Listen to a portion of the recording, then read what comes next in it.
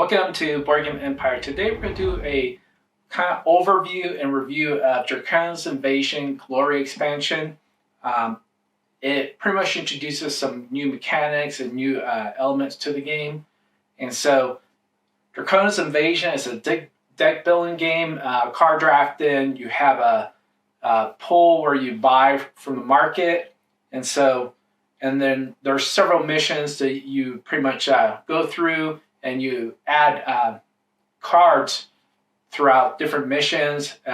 This whole box has many different cards, and so it's just an implementation of just adding cards as you finish missions. Then when you're done with all the missions, you could just use all the different cards and just pretty much play more of a competitive type of game.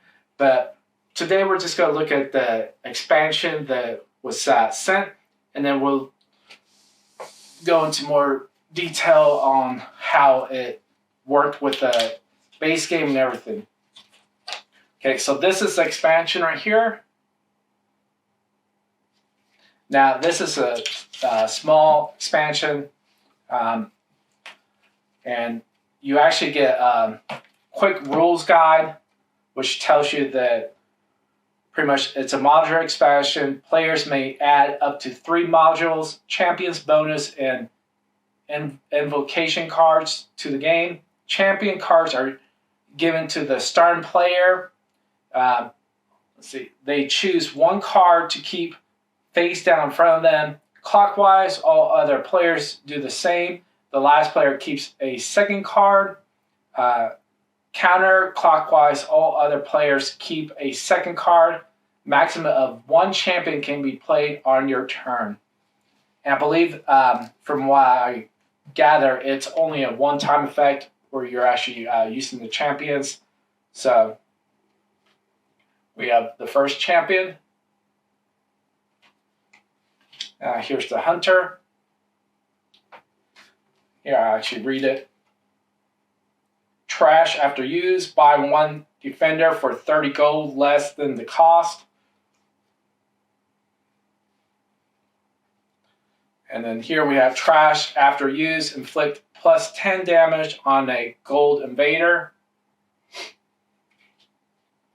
Trash after use. Inflict 10 damage on a gold invader. So as soon as you use it, pretty much that's it. Trash after use. Defeat any invader that is 20 HP or less. The attack cannot fail. Same thing. 20 HP.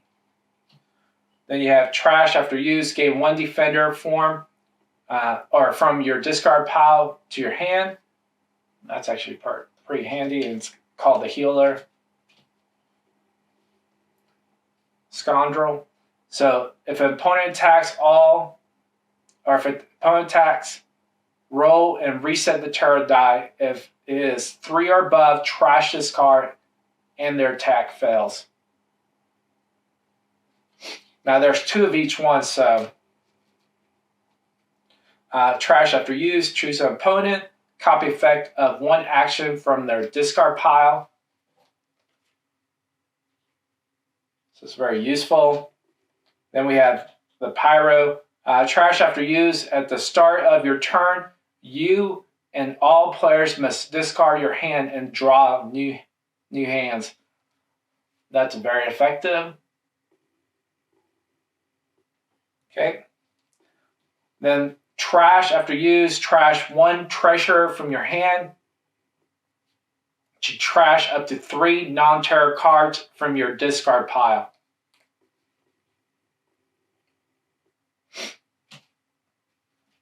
Now we found that the pretty much champion adds a great new element to the game because you're obtaining these and you can use them one-time use.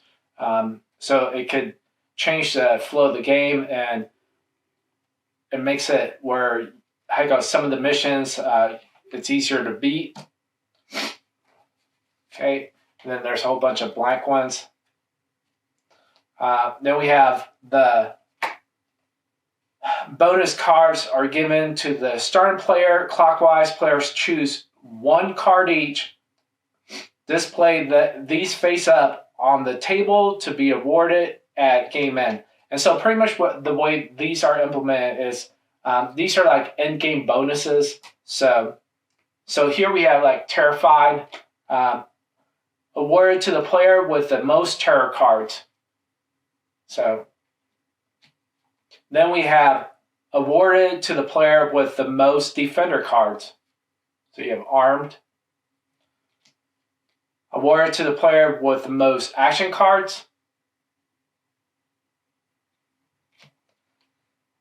Then we have Headhunter, awarded to the player with the most completed campaign cards.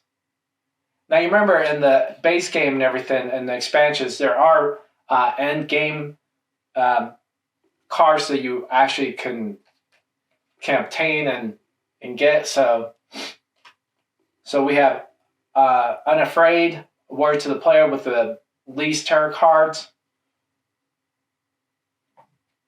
So pretty much what they're doing is adding some cards or certain elements that already exist, kind of, and just adding where you could get more cards, or you could just have like the Champions 1 card event where you could do something and come back from if you're having issues losing or something. So Harvester, awarded to the player with the most killed undead invaders. Okay, the last thing that this expansion does is innovation.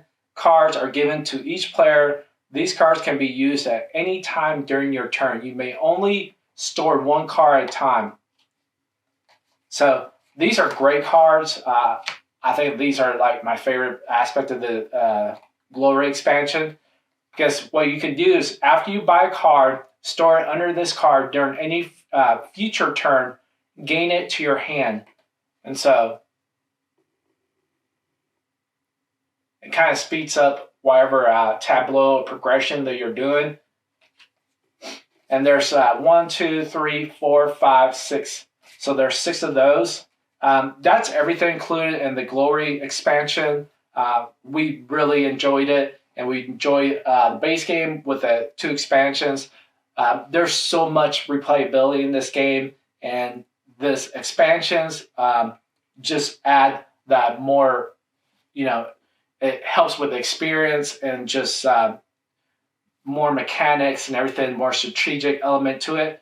So if you like this video, I will say that if you do get this expansion, which I'm guessing it'll probably be cheap because it's small, I think it only has 12 cards. And so if you have the base game, I would get the expansion because it does add some more elements to the game that just helps with the experience. And the design is phenomenal. So if you like the fantasy theme, this will, as I show you the cards, it adds quite a bit to it. So really enjoyed it. I would advise getting it if you have the base game.